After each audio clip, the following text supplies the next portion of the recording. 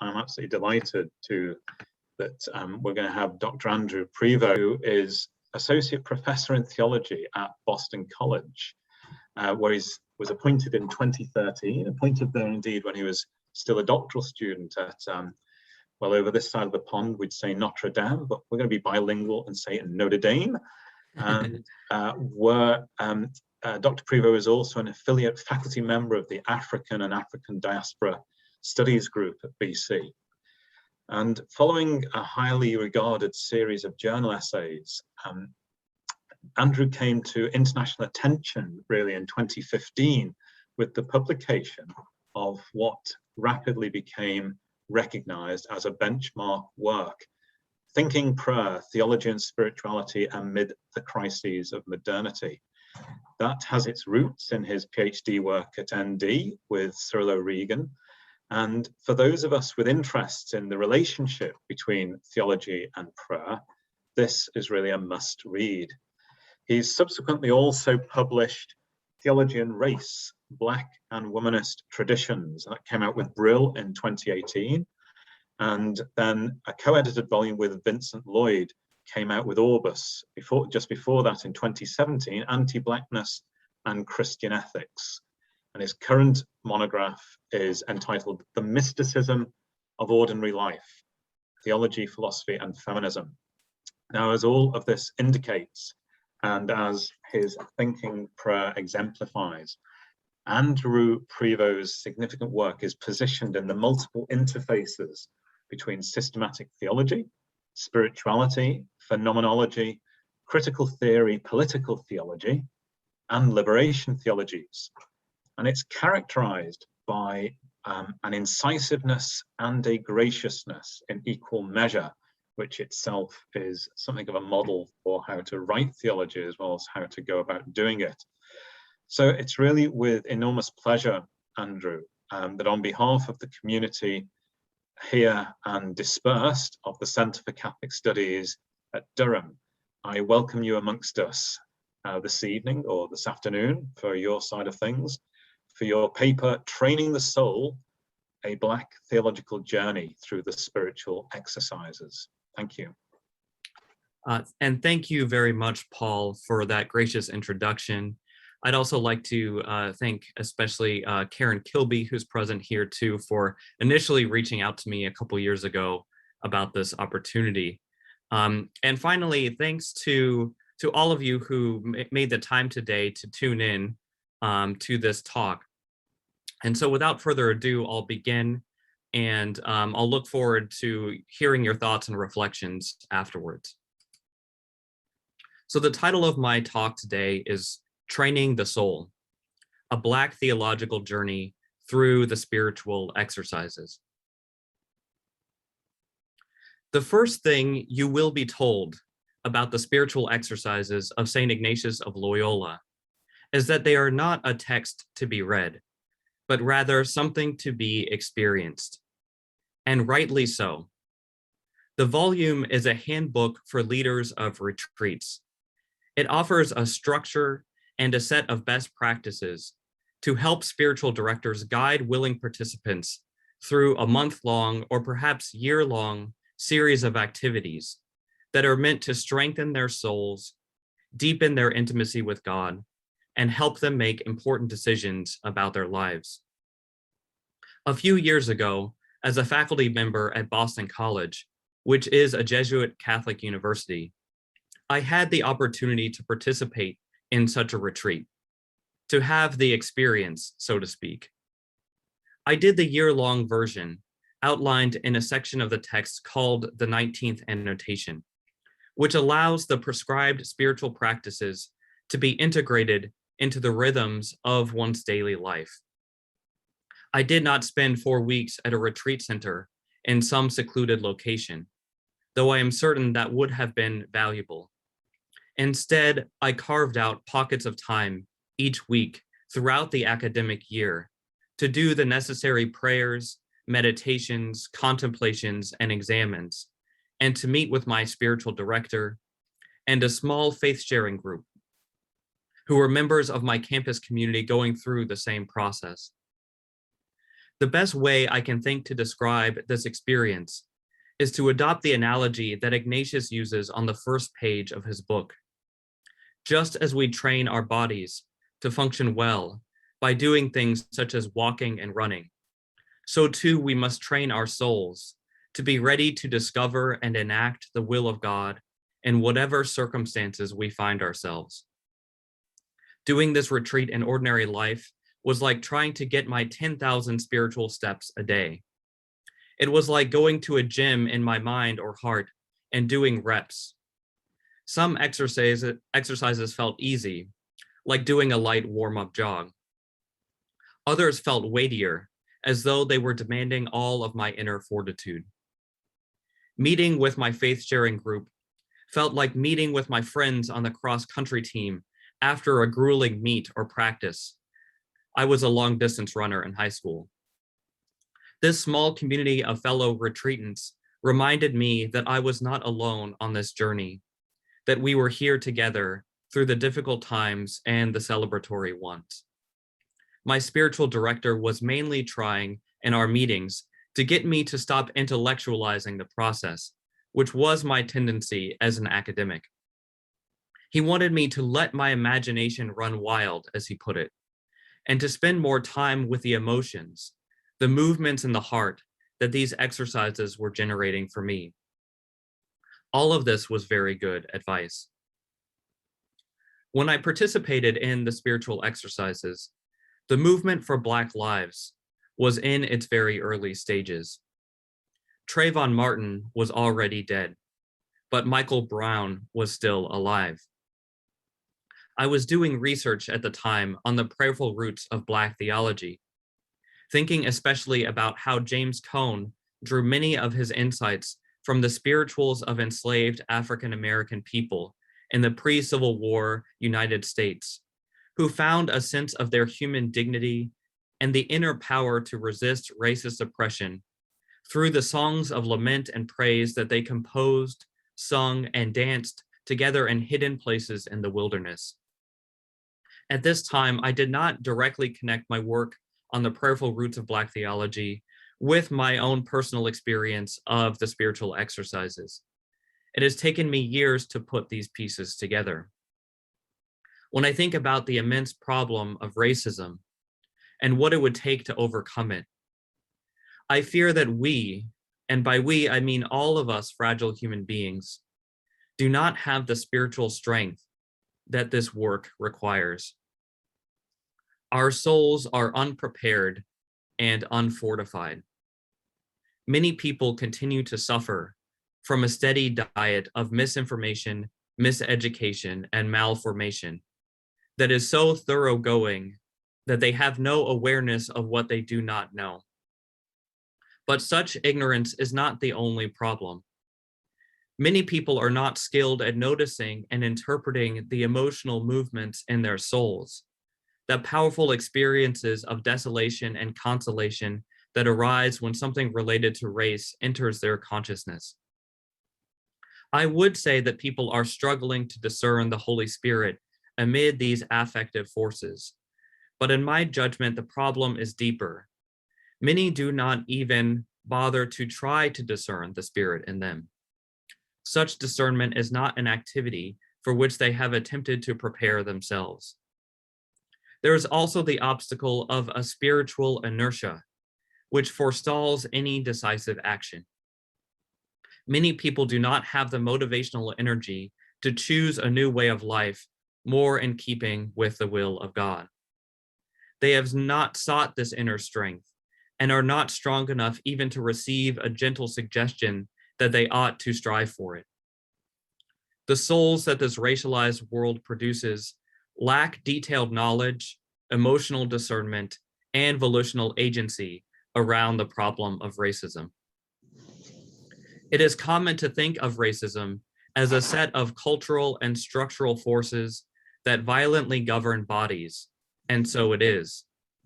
Racism, indeed the very idea of race, marks bodies with words that supposedly signify pigment, geography, and genealogy, but which were invented for the purpose of assigning particular kinds of labor, social advantage, and fully recognize humanity to some and not others.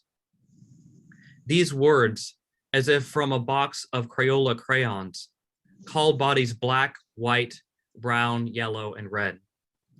They color code the distribution of pleasures, privileges, and rights on the one hand, and exploitations, traumas, and premature deaths on the other.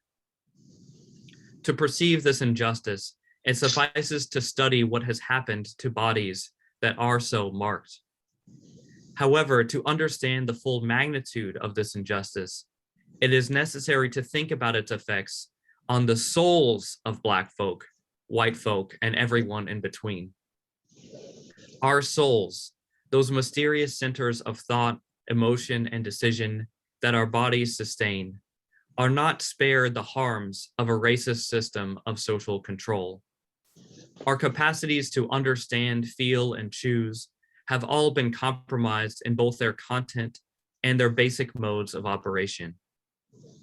This sinful system not only fills our minds with falsehoods about others and ourselves, it also weakens our ability to think holistically and creatively beyond the racial scripts in which we have been formed.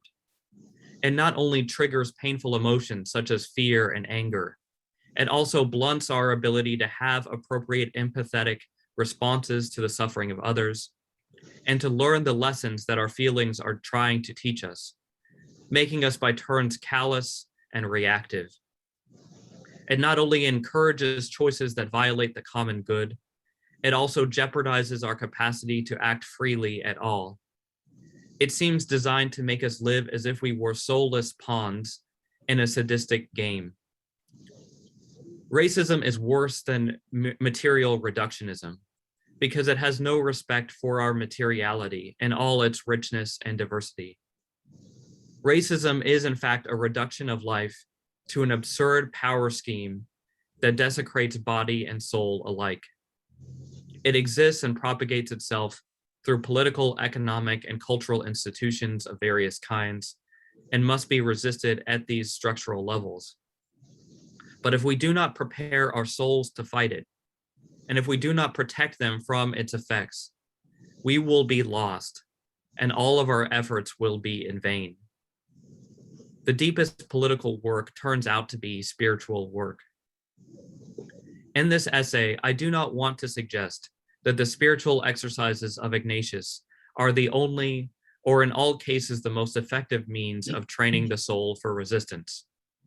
My claim is merely that such an experience of the spiritual exercises is conceivable to me, both as a Catholic theologian who has undertaken them myself, and as a Black theologian who has spent much of my life trying to understand what lies beneath racism and how to uproot it. I follow in the footsteps of Ignacio Ellacuría and Dean Brackley, who interpret the spiritual exercises in the context of the grave social injustices which they witnessed in El Salvador, and especially Lauren Marie Mosley and Patrick St. Jean, who connect the spiritual exercises explicitly with a struggle for racial justice in the United States. As I proceed, I will touch on a few salient features of this spiritual training program and reflect on how it may assist us in the work of undoing racism and rediscovering our true humanity. First, the principle and foundation. The spiritual exercises begin with a single-page section meant to give one a basic orientation. At the start of this section, which is called the principle and foundation, Ignatius writes that, quote, human beings are created to praise, reverence, and serve God our Lord. Human beings. From the very first line, I have to ask if I am included. Does my body make it less likely for some retreatants who hear this word human to picture a person like me? Already, though, I am speculating about what others think about me, and this is not the purpose for which I, a human being, was made. I agree with Ignatius that I am meant to praise, reverence, and serve God our Lord. Although this list of self-surrendering activities gives me pause, its divine focal point reassures me that my created purpose should be to serve and glorify another, pokes at old wounds. That I owe such deference exclusively to God applies a healing balm. I am meant to be no human being's slave. Ignatius says that doing this work for which we are made will, quote, save our souls. There is something soothing to me in this word soul. In Black cultural traditions, it means much more than it does in the history of ancient or modern Western philosophy. It is not the opposite of the body or the governor of it, but rather a mood, a depth, or a disposition in all of our embodied and relational activities, a way of being in the world. To have soul, often expressed without the indefinite article, is to love music, food, people, and joy. It is to make tough choices, to feel hurts and to know why one feels them. It is to be vulnerable, to be sensitive, to perceive the differences between right and wrong. It is to have an inbuilt dwelling place for God at one's very center. A life without soul in this sense is not worth living. I want that aspect of myself to be safe and secure and loved. This is how I understand what it means for my soul to be saved. Ignatius continues, quote, the other things on the face of the earth are created for the human beings, to help them in the pursuit of the end for which they are created. Again, a doubt creeps into my mind. Am I a person or a thing that is meant to be used? Drawing such a sharp dividing line in reality seems dangerous to me.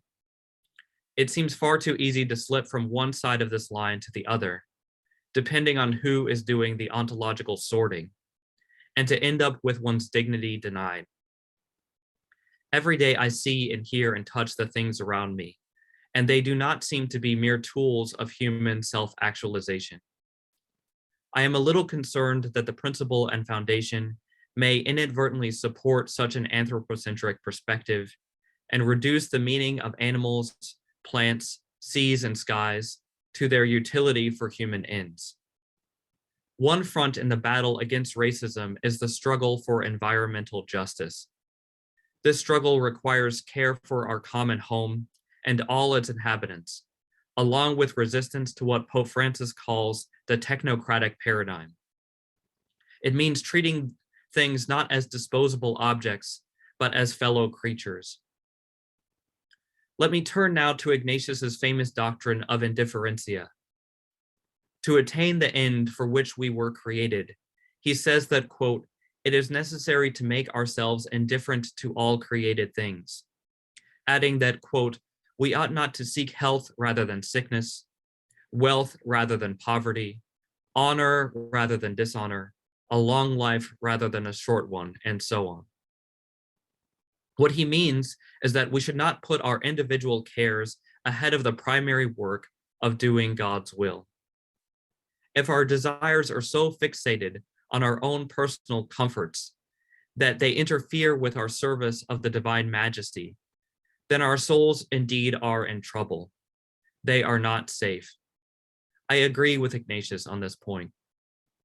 If a situation called for it, it would be right to risk even one's own health for the sake of doing what God asked one to do. I think in this regard of frontline healthcare workers during the pandemic.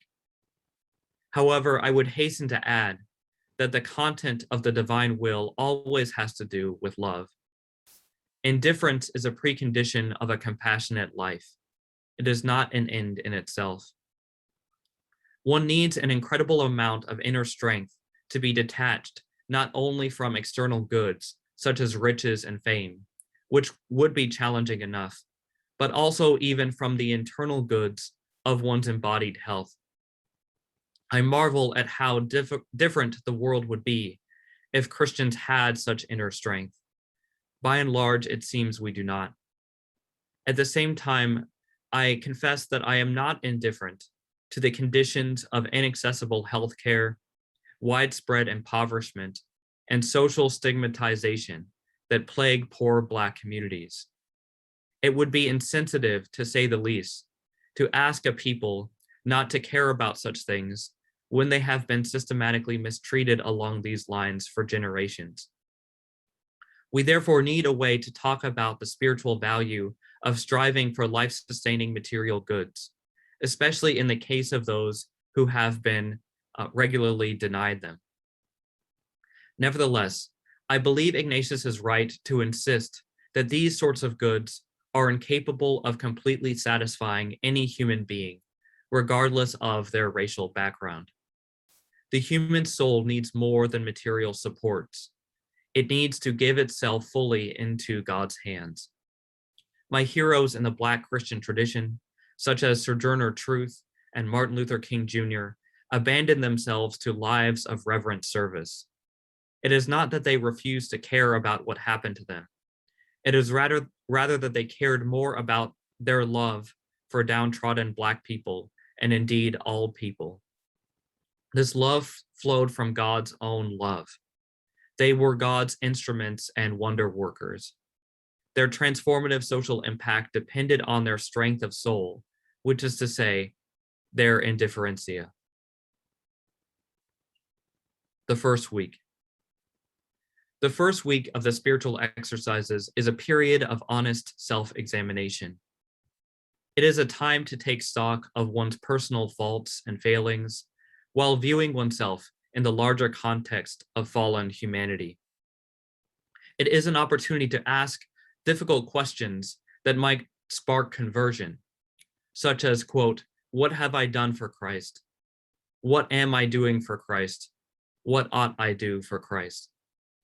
Contemporary interpretations of this first week sometimes de-emphasize its points about sin and punishment and focus more positively on the message of God's mercy. In the original text, however, Ignatius does not mince words. The first week is not for the faint of heart. I've wrestled in particular with the fifth exercise of the first week, which is a meditation on hell. It asks the retreatant to imagine this place of damnation in vivid detail, applying all five senses, looking at the burning bodies, hearing the screams, smelling the smoke and the rotting flesh, tasting one's tears and sadness, and feeling the flames on one's own skin. The desire that is supposed to guide this horrifying exercise has to do with increasing one's motivation to do the right thing. Ignatius says, quote, "If through my faults I should forget the love of the eternal Lord, at least the fear of these pains will keep me from falling into sin." This multisensory anticipation of hell is supposed to function as a deterrent. I find this exercise useful for a slightly different reason. It reveals our unsettling human capacity to visualize torture. It shows that the unthinkable is not unthinkable for us.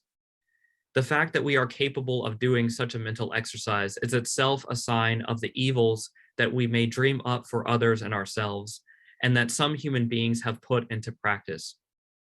As Ignatius intended, I do experience this exercise as a confrontation with sin, but not mainly through a consideration of its eschatological effects. Instead, this exercise primarily makes me confront the relative ease with which we are able to conjure up the cruelest possible scenarios. I believe we should be troubled by how susceptible our minds are to such destructive forms of ideation. More concretely, this exercise makes me think of the hell of the slave ship. Persons abducted, chained, beaten, raped, starved, crammed together in filth, some already dead, some dying, some wanting to die, transported to a foreign territory in which they would be forced to work under the lash, in which they would be torn from their loved ones and children, in which they would be classified as objects meant only for others' gratification and exploitation. My mind wanders to the hell of the master's quarters, the hell of the cotton field, the hell of the lynch mob, the hell of gang violence. the hell of the prison cell, the hell of being treated each day like a worthless nothing. These hells are real and historical. They have been made by human minds and human hands. This truly is a world dominated by sin, and we are all living in it, and no one is innocent. The second week. In the second week, Ignatius instructs one to begin contemplating biblical mysteries such as the incarnation of the Word, the infancy of Jesus, and his earthly ministry. This week includes meditations that urge one to follow Christ as one's king and to live under his holy banner, rejecting that of the devil, which is characterized by sinful attachments to wealth, honor, and pride. The point of this week is to begin moving out of a condition of personal sin toward a practice of discipleship. It involves a period of preparation for a choice about the particular state of life in which one will follow Jesus. Ignatius calls this the election. He is specifically envisioning vocational choices for either married or celibate life, but one can use the exercises of this week and the rules for the discernment of spirits that Ignatius provides as tools to help one make any number of decisions that may shape one's individual Christian path. This week reveals that Ignatius's goal is not merely to cultivate enriching contemplative experiences for retreat goers, but to help them become ready for various kinds of action in the world. It would be worthwhile for those experiencing the second week to use it as an occasion to decide what they are going to do concretely to become agents of social change in the fight for racial justice. There are many ways to join the struggle, and one does not need to do them all. But there must be some way to use one's gifts to resist the overwhelming maelstrom of sin that is racism. Inaction is simply not a legitimate Christian option. Contemplation alone is not enough. To praise and serve God authentically, one must love those whom God loves, and this includes especially the poor and oppressed. Love has to be put into practice, or it is not love. It is past time to break free from our spiritual inertia. Ignatius may help us in this effort. If one hopes to make the right kinds of practical choices in one's life, even when it is difficult and costly to do so, one must first develop a strong soul. For Ignatius, as we have seen, this means being indifferent to all things. But more than that, he clarifies here that it means knowing how to think rationally and imaginatively, how to interpret one's deepest emotions productively, and how to detect signs of the inner presence of God when they occur. Ignatius advises the use of reason, specifically when one has no immediate experience of God's intentions for one's life, and when the practice of sorting through one's feelings has not yielded sufficient clarity about what to do. He calls this a time of tranquility and suggests that in such moments, one should think carefully about the action one is weighing and about the goals that one has for it, and then, quote, see to which side reason more inclines. He also recommends using one's imaginative capacities to view the possible course of action from various angles that may be illuminating, asking questions such as how it relates to the love of God, what a righteous person would do in the same situation, and what one would like to have done when looking back at this moment from one's deathbed or from Judgment Day. Perhaps more common than the time of tranquility is a time in which one's emotions are trying to tell one something important about the right thing to do. Ignatius asks us to increase our emotional intelligence. Generally speaking, he thinks we ought to do the things that bring us deep spiritual joy, make us feel more alive and at peace in ourselves, and strengthen our capacity for faith, hope, and love. He calls these inner feelings consolations. But he warns that such consolations can be deceptive and sometimes originate in evil desires and impulses. Therefore, it is important to study them, quote, with great vigilance and attention, noticing if there is any sign of demonic misdirection in them, such as a mixed motive or a concession to sin. Conversely, experiences of desolation around a sinful action can be contrastive signs sent by God that are meant to turn one around and lead one in a positive direction. Ignatius does not think discerning the movements in our souls is an easy thing to do. It requires practice and the loving attention of others, such as trusted friends and spiritual directors. Increasing our emotional intelligence is a long-term project that we have to work on together.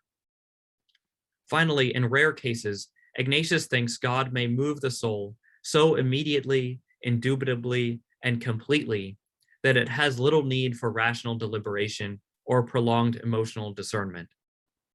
A consolation may be given that is not connected with any concrete object, but is like a river of divine joy washing over the soul and inundating it entirely. One should not count on such mystical experiences, but one should not rule them out either. In the Black Christian tradition, the Black female preacher, Joanna Lee, has an experience of sanctification that seems similar to what Ignatius means by a consolation without preceding cause. She describes a moment of ecstasy that felt, quote, like an ocean of light and bliss. This extraordinary event fortified Joanna Lee's resolve to preach the gospel and serve God and neighbor through her ministry. If you experience such a consolation without preceding cause, my advice would be to surrender to its flow and see where it leads you. But if you have not received such an extraordinary grace, then you may need to work more intentionally to propose realistic courses of action for yourself, with a goal of uprooting racism in your heart and your local spheres of social influence. My suggestion is that you weigh these actions using the rational and emotional faculties of your soul, and that you try out the practical tips that Ignatius provides. Then, after a sufficient period of discernment and spiritual strengthening, my advice is to actually decide to do something. Make an election. Enter the fray. Become a real disciple of Christ, and avoid being a Christian in name only. This is my request addressed audaciously to you as an anonymous audience of people whom I mostly do not know. At the same time, it is also a task that I must continue to give myself, because my racial identity does not exempt me from the responsibility to train my soul and make good use of my God-given freedoms and talents.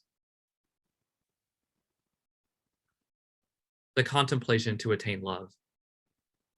The third and fourth weeks of the spiritual exercises ask the spiritual trainee to plunge into the saving mysteries of Jesus' death and resurrection. These weeks bring one into contact with his suffering human flesh, which he shares with all the crucified and lynched peoples of the world, and with his glorified body, which gives hope that the violence of history will not have the final word. The retreat then concludes with a final exercise called the contemplation to attain love. I would like to bring my own reflections to a close by commenting on this highly cherished feature of Ignatian spirituality. The first point of this contemplation instructs one to recall the many gifts one has received from God. Its goal is not merely to inspire gratitude, but to motivate an extravagant return gift of one's whole existence. Ignatius here gives us his famous Suscipe prayer, quote, "Take, Lord, and receive all my liberty, my memory, my understanding, and my will, all that I have and possess. You, Lord, have given all that to me. I now give it back to you, O Lord. All of it is yours. Dispose of it according to your will. Give me love of yourself along with your grace, for that is enough for me." With this prayer, Ignatius invites us to see our lives as consisting of a reciprocal and radical gift exchange.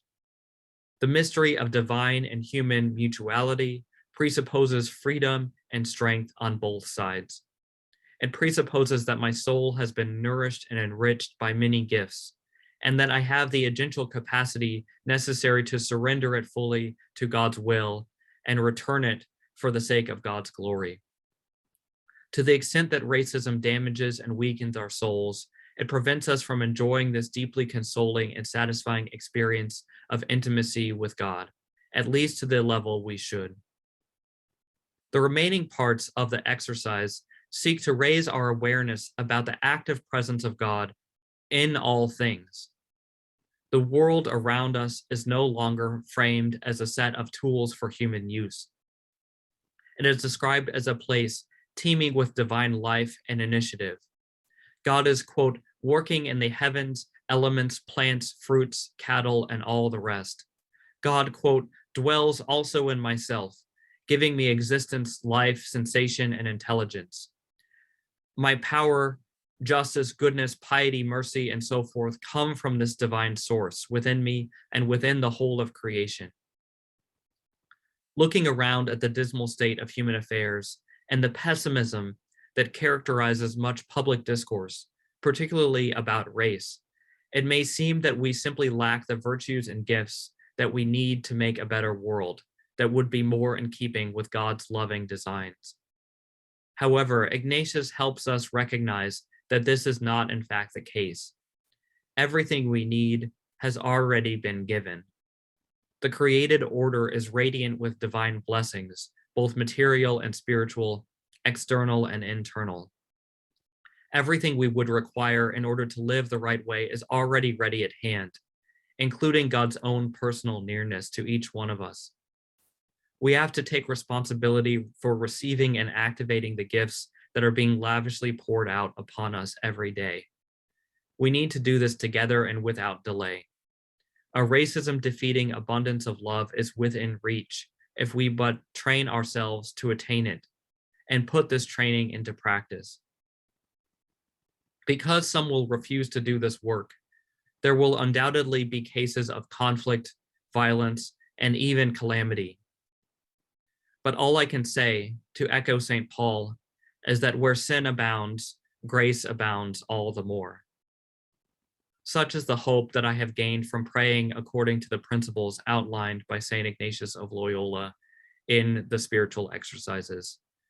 I hope that in this talk, perhaps you will find inspiration to strengthen your own souls according to whatever spiritual programs seem most helpful to you.